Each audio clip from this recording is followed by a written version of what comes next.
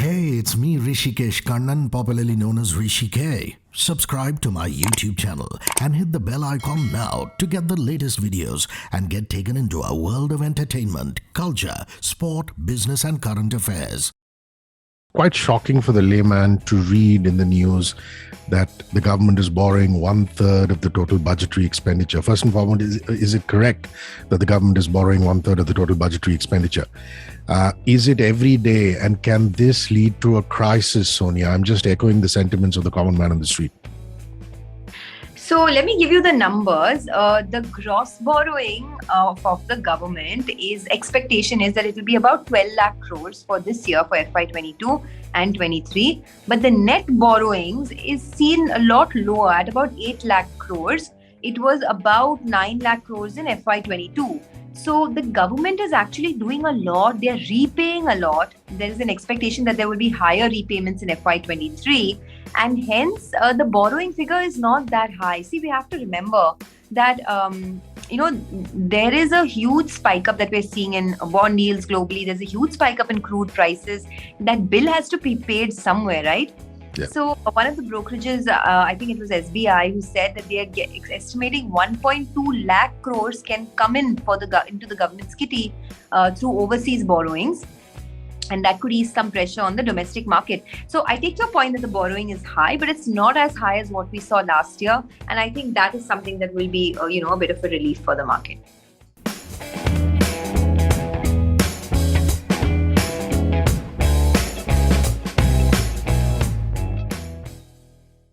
On my pre-budget specials, I'm pleased to welcome Sonia Shenoy. She's Senior Editor and has been with CNBC-TV18, editorial and content for almost a decade now.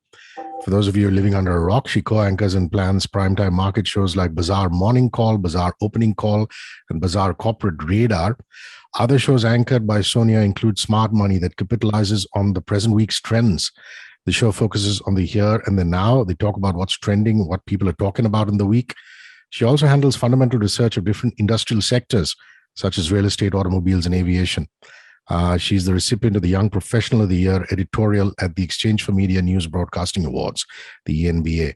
Hi, nice to see you. I hope the family and you are safe and healthy and you've got all your vaccines. Yes, we have, and hope you're well too. Thank you for having me on your show. Thank you. Entirely my pleasure. What's the reason for the heavy correction in the market, Sonia? I mean, crash is the only word everybody's using. Has this anything to do with the budget? Let's start with that. So, it has absolutely nothing to do with the budget. This is a global correction that we're seeing. Now, as we all know, Hrishi K, there is so much by way of, there's a lot happening in the world. Global interest rates are rising. Inflation is very high right now. Oil prices are on the boil. And all of this put together, we've had a really, really strong run in equities for the last 1.5 years. There's been absolutely no correction. So now this is just, reached a sort of a point where we're trying to find reasons for the correction. And it's largely global. All global markets are falling and our markets are just a part of that same, pie. Having said all of that, it is perhaps, you started by saying it's a crash. I wouldn't call it that because I've seen what crashes are like in the past. This is just a correction in a bull market, and bull markets they run for years, right? And whenever there's a long up move, the market sort of corrects a bit, then more people get in, more people buy into the market, and then it moves up further. So I believe that this is just a correction in a bull market. There's nothing to panic. It's a global-led sell-off. People are just taking money home, all their profits that they've made over the last 1 year. What are your thoughts on the direct tax code? Do you see any announcements around it in the budget? I just want to talk a little bit about what to expect from the budget. Now, the layman is going to say that, I want to know if after three COVID waves, my job has been hit, my salary has been hit, my discretionary income has been hit. Is the government going to do anything to put more money in the hands of the average taxpayer, right? In that context, there's not much that the government can do right now. What it can do on the personal tax front is just make a few tweaks here and there. So the one thing that we've noticed in the post-pandemic world is that a lot of youngsters are looking to buy homes. And if you're looking to buy a home, the maximum that you can avail as a benefit on the interest on the personal loan or the home loan is 1.5 lakhs. Now, there could be an enhanced deduction for your housing loan. That's something, if the government does, then it would make it easier for the younger generation to go out there and say, you know what, let me buy a home because I get benefits of taxation on my interest. That's one thing. Then there's also, separate deductions that could be seen for expenditure on education, expenditure on higher education. There is no change that we are expecting in the income tax slab at all. But there could be a few deductions here and there, enhancing deductions under 80C, under 80D. And I'll talk more about taxation on businesses. But on the personal tax front, I think if they make sort of a work from home earnings tax free, or they sort of reduce the taxes on that, then that's something that the street will take positively. And the biggest thing that I'm looking forward to is increasing the benefits on taxation on home loans, because that will stimulate, buying of more homes. We always see that before a budget, there's a bit of a scramble. What is your mantra for our listeners pre-budget and post-budget? What would you like them to do? What would you like to see them doing? Okay, so, I just want to put a little bit of context to this, right? So let me just, one second, just give me a minute. So I want to just list out a few things that the government has already done in the past. So Sure. This is a budget that the government has to just implement what it's announced. Last year's budget was phenomenal. The government took announced many reforms, whether it was the asset monetization scheme, whether it was improving the GST regime, whether it was creation of a bad bank. They also introduced the production-linked incentive for the manufacturing sector. They improved the insolvency and bankruptcy code. Now, all of this put together was announced last year. All the government has to do is continue with this plan and effective implementation of this plan. Now, you'll ask me, being an average salary taxpayer, I don't really care about all that, right? That's the government's problem. Whatever your finances, you manage that. From an average salary taxpayer point of view, what should I expect? The biggest burden, I think, Hrishi, that people are facing today is higher inflation. You go out there, your vegetable prices are higher, your fuel prices are higher. It costs you an arm and a leg to fill your fuel tank completely. So can government do anything to alleviate that stress, right? In that context, what the government needs to do, perhaps there's global inflation that's picking up. So there are already steps that have been taken by the policymakers. The challenge now for the government is just to walk the talk. I'm going to come to sectors that you think will be the focus of the government. Now, healthcare is a given. I mean, you have to be living under a rock to not concentrate on healthcare in times like this. So let's not look at healthcare. Apart from healthcare, what are the other sectors that will be the focus of this government? Okay, since you pointed out healthcare, I want to talk about insurance, which is a key, focus area for the government. And now more so because post-COVID, people are, looking to up their insurance, their health insurance, etc. Now, if there's micro insurance, right? What you and me take. So if the GST on micro insurance is removed or it's brought down lower, then that's something that the street will take very well, and it'll go down really well with the street. Also, if you remove life insurance from Section 80C and resign it to, say, Section 80D, where there are more tax reliefs given. So basically more tax reliefs for the home insurance, the life insurance, the accidents insurance premiums. That is something that will really bode well. Also, if you reduce GST on health insurance from 18% to 5%, increase the deduction limit, then that's something as well that the street will take with both hands. So basically just making it a little more easier and cheaper to get life insurance and health insurance. Hospitalization expenses have definitely risen post-COVID. So if the government does something to make it cheaper for people to, make their hospitalization expenses, then I think that's something that the street will like, yeah. It's quite shocking for the layman to read in the news that the government is borrowing 1/3 of the total budgetary expenditure. First and foremost, is it correct that the government is borrowing 1/3 of the total budgetary expenditure?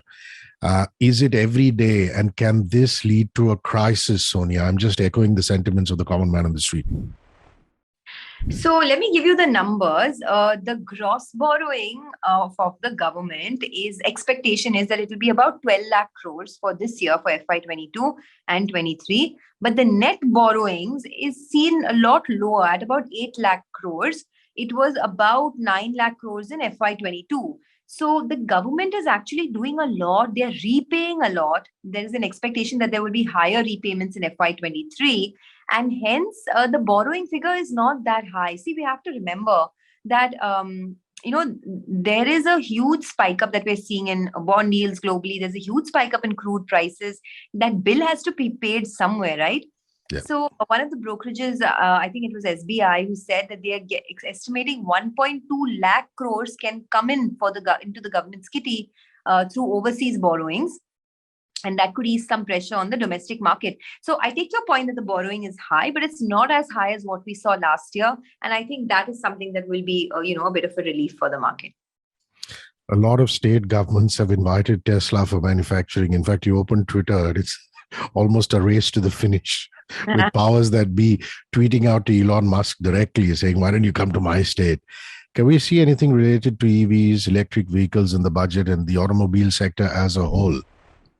We can. That is one focus area, that I'm looking at very closely. The Maharashtra government had, in fact, written to Finance Minister Nirmala Sitharaman. In fact, Aditya Thackeray had written to her last week, where he said that the only way that EVs can get financing is by putting it into priority sector lending status in banks. Because right now, banks are very reluctant to finance electric vehicles. If you make it priority sector lending status, then EVs will get financed better, and that will improve the feasibility of that whole structure. Also, if there are any concessions given for hybrid and electric vehicles, so say you buy an electric vehicle and the government decides to give you a concession, then you will say, okay, it makes sense for me to switch from my ICE engine to an electric vehicle engine, right? So those concessions. Also, if there's more infrastructure spending allowed, so say like a Tesla or a Rivian, these are global companies that want to perhaps set up manufacturing facilities in India. And if there are concessions given to them for setting up those manufacturing facilities, then you and I may be able to buy a Tesla at a much cheaper cost rather than a fully imported Tesla, right? So I think if there's an upward revision of any of these incentives to attract investments for R&D, and that is something that I'm sure the government will do that. I'm sure there is talk on that as well. Sonia, it irks me that the salaried class pays higher taxes than entrepreneurs. No disrespect to entrepreneurs. But what can be done to change that? Okay, that's actually $1 million question. I don't know, for the salaried class, I think, they sort of get sandwiched in the middle. Yeah, but totally. Left, right, and center, right? On one hand, you're sort of paying for higher vegetables, paying for higher fuel. On the other hand, getting taxed like over 30%, etc. But I do want to say that the government should also do something for two communities, the startup community. Because so many startups right now, and as we know, the environment is also very difficult. So if startups are made eligible for a 100% tax rebate, or any kind of tax incentives given to them for the expenses that have been incurred by startups, that is something that will at least help that community. Then reduction rate of 15% to existing domestic manufacturing companies, just to provide a level playing field for them. That's something. So I'm talking about the business community here. Yeah. How the business community can benefit. On small businesses, there should be one lump sum tax that small businesses pay and not multiple taxes. This includes direct and indirect taxes. So if one lump sum tax is introduced for small businesses, it will make their life easier.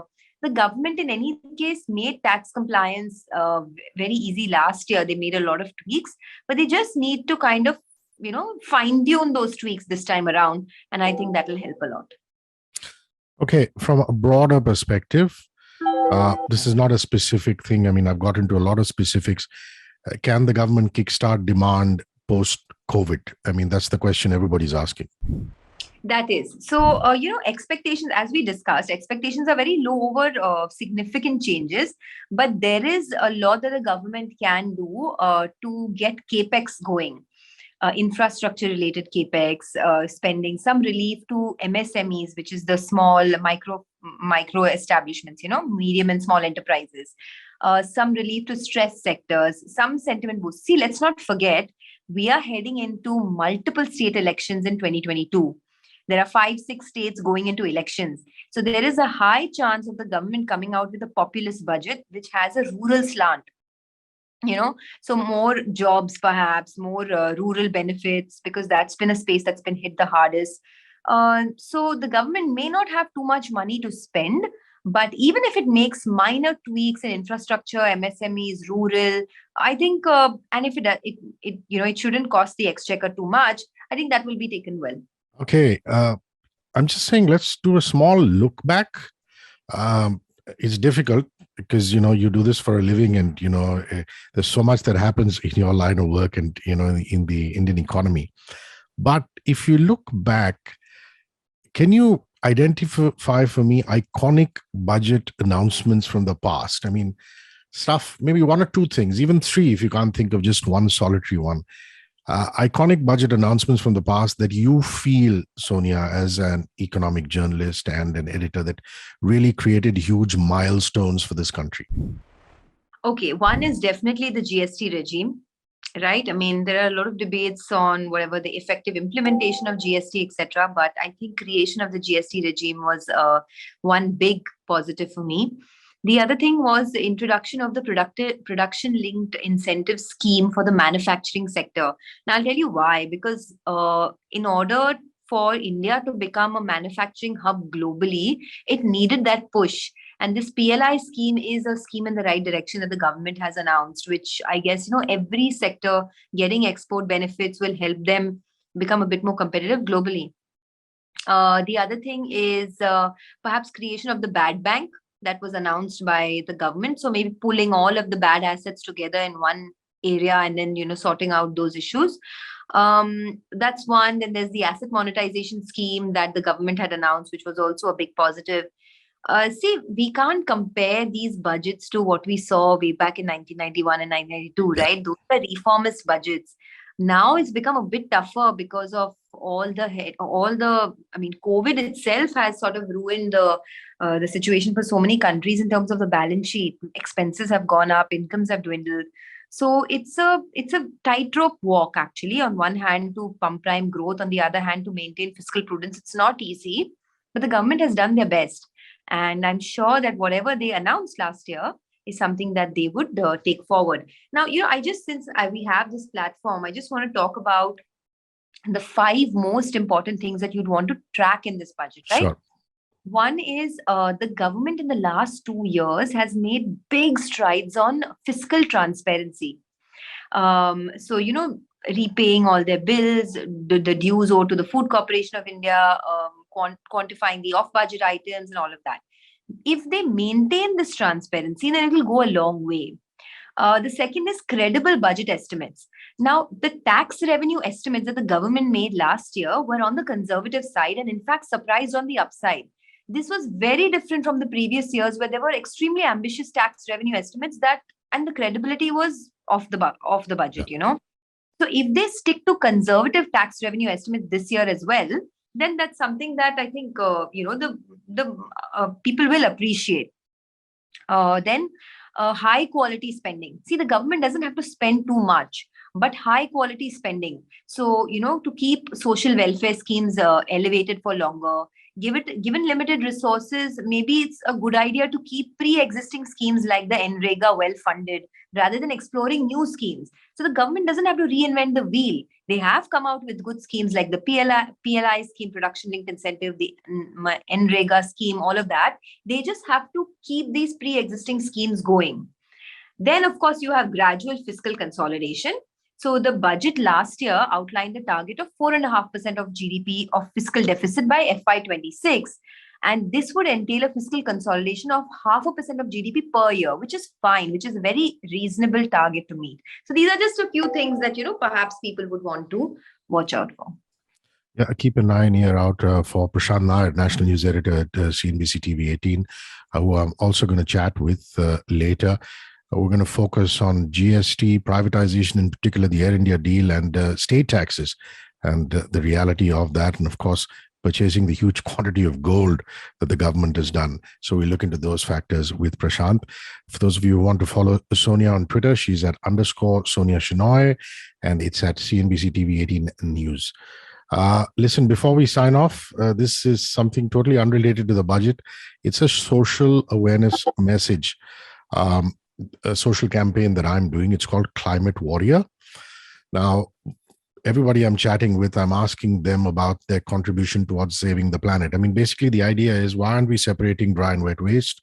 Why is Delhi so polluted in the air? Why is there so much air pollution? Can we just cycle or walk for our small errands? Why are we throwing plastic into the sea? Why are we still using, single-use plastic? You do a beach cleanup in Bombay and the plastic just keeps coming right back. Why are we still using fossil fuels? So small steps that you and the family have taken to kind of conserve or recycle. I'd like to know that. Well, that's a great question. And I'm so glad you brought it up because, I have tried in my own small way to do a lot of things. So last year, I think it was a year and a half, I joined this community called Rasta Chap. I don't know if you've heard of them. They are in Juhu. Yeah. And they took it upon them to plant trees all across Juhu.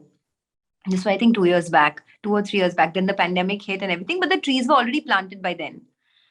And I can't tell you, of course, they do a lot of things. They did beach cleanups and all of that. I can't tell you now, when you drive around Juhu, you see those trees and there is this immense sense of pride. So that's one thing that I did, which I'm really, really proud of. The other thing are very small tweaks. We have been separating dry and wet waste in our building for, I think, over 10 years now. Wow. Yes. So a lot of standalone buildings in Juhu do that now. And apart from that, all the bottles that we use at home are all glass bottles. Everywhere I go, wherever I go, I take my own bottle with me, whether it's a glass bottle, a stainless steel bottle, whatever. I never use single-use plastic. So these are small changes, right? Even the soap bottles at home, we always buy the reusable ones, and the small tweaks. But yes, a long way to go. And hopefully, I get inspired by people like you and continue to do our best. That's lovely. Sonia, thanks for your time. I really appreciate it, and all the best. Stay safe and healthy, and hope to see you soon. Cheers. Thank you. This was a great chat. Thank you so much for having me on your